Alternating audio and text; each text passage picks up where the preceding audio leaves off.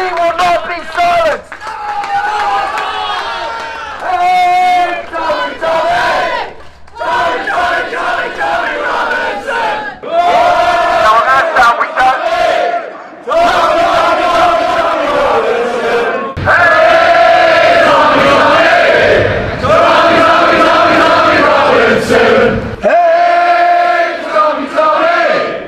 Tommy, Tommy, Tommy, Tommy Robinson! Call him names like a racist. Let's get this straight. Islam is not a race. Tommy, Tommy, Tommy! Tommy, Tommy, Tommy! Tommy! You can criticize any religion. You can criticize Judaism. I don't care. And no one's going to behead you. You're not going to see any rabbi calling for your murder.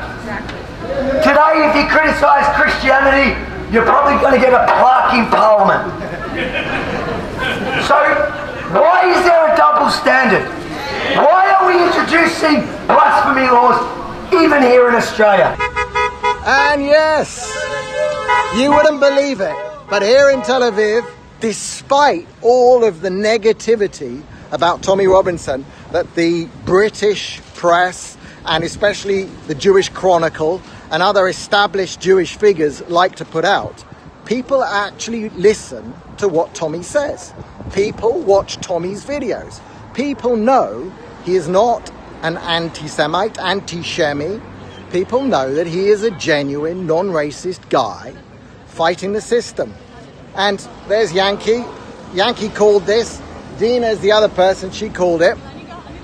And I didn't organise this. And to be honest, I'm absolutely bloody amazed. We got a few people. There's more coming because we set the time for 6. So we'll see how many are there. And I'm going to go live again when people get here. And I just want to address most this. of the people don't know anything. Yeah. Because also the media, the lefty media here does not cover it. Yeah, the media is not covering this, obviously. But I want to explain something. This is a message for the judge. The judge in the court case in Leeds. The one who sent the police outside to arrest Tommy Robinson.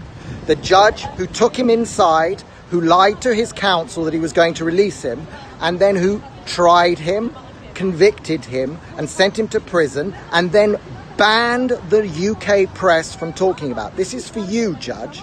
This is for you, Judge. Okay?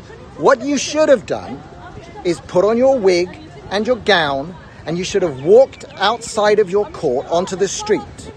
Because as far as I know, whilst you are a king in your court, by arresting Tommy Robinson off the street outside your court without a warning and sending him to prison for over a year without a warning, based on a previous conviction which was pretty unsafe anyway, what you did was you extended your jurisdiction and your power, Judge, you extended it to the street outside your court.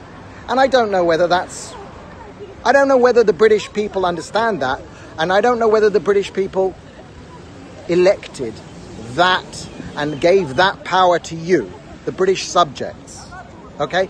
So you extended your power, I think, dramatically. What you should have done is gone out on the street in your wig and your gown, should have walked up to Tommy, because he's a very, very sensible guy, and you should have said to him, listen, Tommy, there's a very important court case going on here. We're trying to get some of these people and find out if they're guilty or innocent, and sentence them accordingly or release them. But we're trying to do it fairly, in the British way. What you're doing, you could have told him this. What you're doing is prejudicial. Stop doing it. And you know what? He probably would have listened. I don't know if he'd have stopped, because Tommy's a hothead kind of guy. But he might have stopped. But at least if you'd given him that chance, you wouldn't look like a fascist dictator in your own little court world, by sending him to prison, which could have been a death sentence for him. And now for something completely different. Nationalism does nothing but teach you how to hate people that you never met, and all of a sudden you take pride in accomplishments you had no part in whatsoever, and you brag about, you know, like the Americans, you go, fuck the French, fuck the French. If we hadn't have saved their ass in 2 world wars, they'd be speaking German right now. You go, oh, was that us? That was us? Was that me and you, Tommy? We saved the French? Jesus. I know I blacked out a little bit after that 4th shot of Jägermeister last night, but I don't remember. I know we went through the Wendy's drive-thru. We were gonna get one of them fresh cheddar sandwiches. It looked so alluring on the commercial, but then we ordered it and realized we had no money and we had to ditch out before the second window. And those douchebags in line behind us with the bass music probably got our order and out. We laughed about that, but I don't remember saving the French at all. I went through the last 10 calls on my cell phone and there's nothing incoming or outgoing to the French looking for muscle on a project. I checked my pants, there's no mud stains on the knees from where we were garroting krauts in the trenches at Verdun. I think we didn't do anything but watch sports bloopers while we got hammered. I think we should shut the fuck up. Guinea, garlic bread, pizza sling, and spaghetti bending, Victimone, Perry Como, Luciano Pavarotti, solo meal, non-singer motherfucker. You gold teeth, gold chain wearing, fried chicken and biscuit eating, monkey ate baboon, big thigh, fast running, high jumping, spear chucking, 360-degree basketball dunking, titsoon, spade, Moulignan. Take your fucking pizza and go the fuck back to Africa. You little slanty-eyed, me no speaky American, own every fruit and vegetable stand in New York, bullshit Reverend Sun Young Moon, Summer Olympic 88 Korean kickboxing Sabaram bitch. You Goya bean eating, 15 in a car, 30 in an apartment, pointy shoes, red wearing, menudo, meter, Puerto Rican cocksucker. Yeah, you. It's cheap. I got good price for you. Mayor Kachi. How I'm doing? Chocolate egg cream drinking, bagel and lots, banana for this Jew asshole. Yo! Hold up! Time out!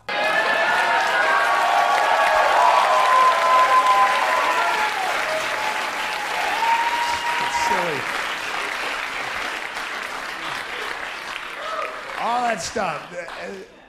Tradition and heritage, it's dead people's baggage. Quit carrying it. Did you make it up? No. It's passed on to me. Pass it back. Every immigration argument that you hear, they never come from a, like, well, how does it affect you personally? Well, you know, these immigrants, they come to our country, they burden our tax system. What they do is they come here and they get into our education system and our health care, and I gotta pay the taxes. My taxes have to pay that. Well, what the fuck are you doing to me? Every time you have a kid, because it's American, I should pull up a chaise lounge and wave a flag while 15 of those things come out of you, oh, I can't wait to pay for these, they're American. I have a vasectomy and an abortion on my record, but I can't wait for all your fucking fat-headed Midwestern kids to come out of here. What are you, Catholic? Come on, be fruitful and multiply. Love it. I'll get a second job. No, well, these immigrants, they don't speak the language. Then don't talk to them. Well, I solved your problem. That was quick. You know who speaks the language perfectly? Your next door neighbor. You've lived there 8.5 years. You've never said one fucking word to that guy. You avert eye contact should you check the mail at the same time. So why would you give a shit what the guy selling gnip-gnops in a cart in the park speaks? It's none of your fucking business. And all the cliched arguments like that, well, they're lazy, they're shiftless, and they're criminals, and all this. All those arguments go against the main cliched argument of they're taking American jobs. I live on the Mexican border. I live 7 miles off the Mexican border in a town, Bisbee, Arizona, a little town.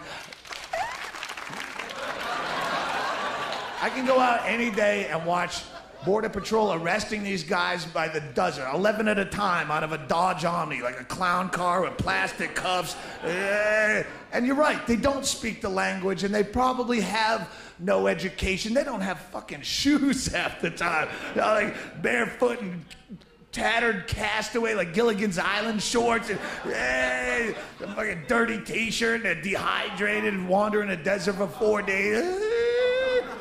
And if that guy is as qualified for your job as you are, you're a fucking loser of such epic, humiliating proportions. I would be ashamed to have anyone find out that guy took my job. He doesn't speak English. What, did they do your job training in pantomime, shithead? Oh, see it coming. Boink, boink. I see it. Boink, boink. Crank, crank, crank, crank. Oh, you're out of here, mullet head. That guy's more qualified. Fucking asshole, you should have tried harder. Nobody bitches about immigrants taking their job if that person has skills of any level. You don't hear fucking brain surgeons sitting around the Beverly Hills Hotel lounge. You know what really chaps my ass, Barry? Scandinavian fellas are coming over taking all our good neurosurgery positions. The Norwegians specifically. I say we down ourselves a bottle of Jack Daniels and go stomp us some Ouija ass. The first Ouija we see, we jump out of that Explorer and pound him. Fucking immigrants. All started with that Einstein. Once they brought him over from Germany and we didn't have any good genius jobs, it was a trickle-down effect.